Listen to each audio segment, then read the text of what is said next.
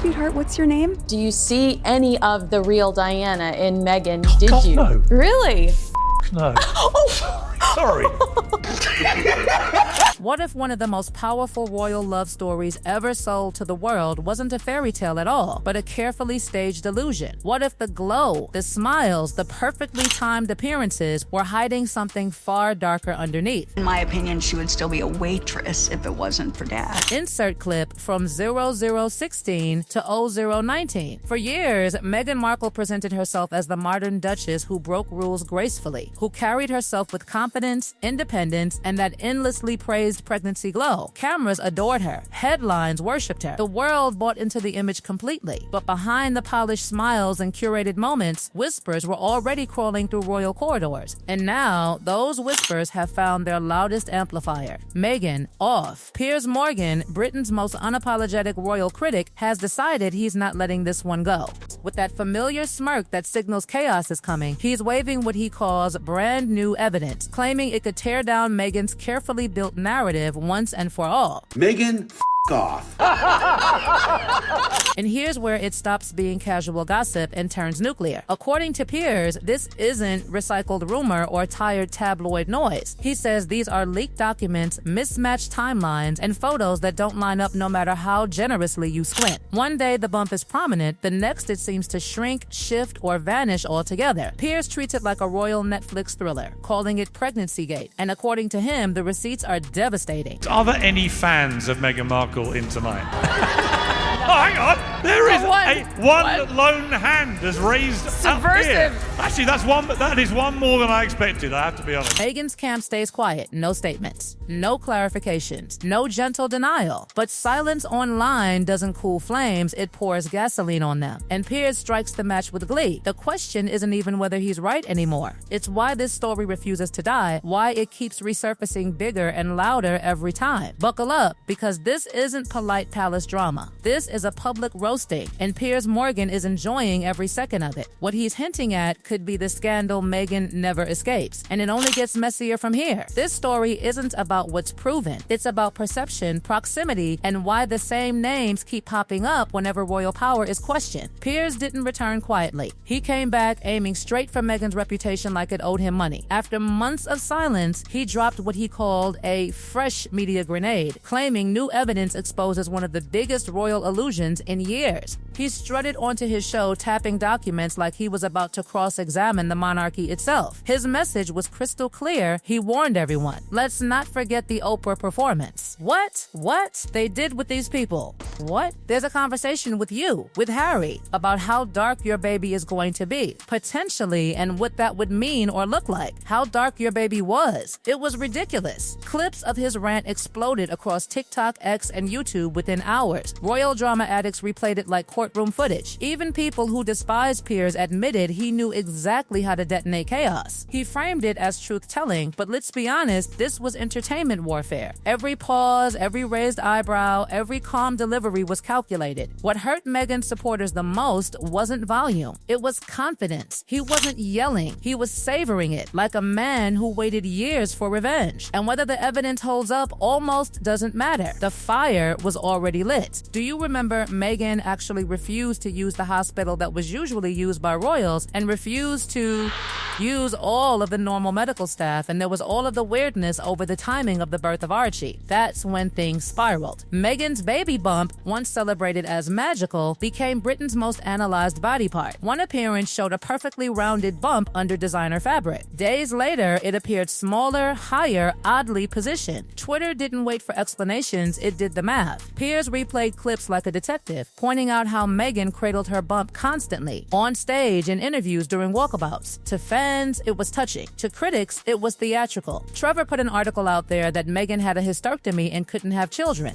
and that was a big issue in their relationship. So that says a lot to the fake royal kids right now, because obviously they couldn't have come out of her. Reddit exploded with side-by-side comparisons. Armchair analysts paused frames like they were solving a murder. Meghan said nothing, and silence turned curiosity into obsession. Every outfit became evidence. Every public step another clue. Then came the home birth story. Candles. Calm, Frogmore Cottage, a modern Duchess rewriting tradition, until suddenly it vanished. No No home birth, no explanation. Just a sudden hospital announcement that read like it had been drafted weeks earlier. All of it was designed to damage and attack the royal family, the monarchy, and all of it. Piers pounced. He replayed interviews, highlighted contradictions, and mocked the disappearing narrative. The hospital switch fueled speculation, security fears, scheduling chaos, even surrogacy whispers. None confirmed, all amplified. And when image cracks in royalty, the internet rips them open. Then came the leaks. Screenshots, alleged memos, schedules that didn't align with public appearances. Hospital visits on days Meghan was photographed elsewhere. Coincidence? Piers didn't think so. Hashtags exploded. Timeline breakdowns flooded feeds. Silence from the palace made everything worse. 57,000 people complained about me for not believing Princess Pinocchio. I'll take the job option. Thanks. By then, facts didn't matter. Only the narrative did. And the narrative was vicious. Whispers turned into accusations. Anonymous staff memos surfaced, painting a picture of chaos behind palace doors.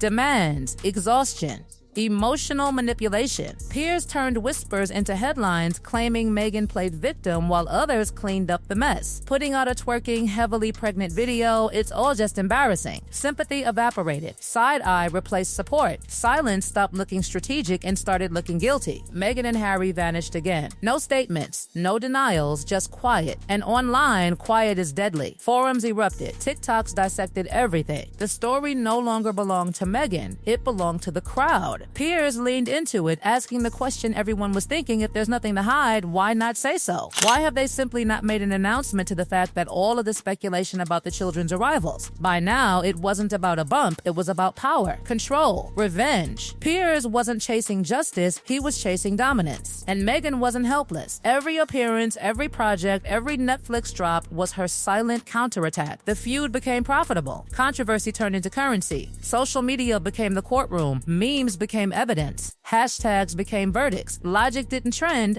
chaos did. It makes them newsworthy. We're losing time from our lives. The internet decided long before facts could catch up. Guilty of mystery.